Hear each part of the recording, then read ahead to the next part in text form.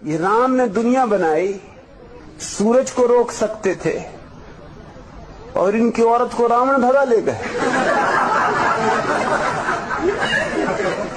गजब के सर्वशक्तिमान, बड़े सर्वज्ञ, बड़े सर्वव्यापी अपनी औरत को भी न बचा सके और क्या खाक बचाएंगे।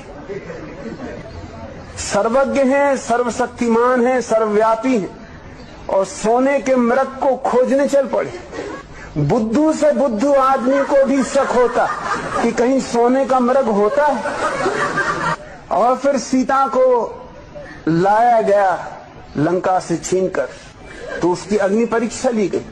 और ये सर्वज्ञ, जब सर्वज्ञ हैं और सर्वव्यापी हैं तो उनके पता ही होना चाहिए कि सीता ने कोई भी ऐसा काम नहीं किया है कि उसकी अग्नि परीक्षा ली जाए।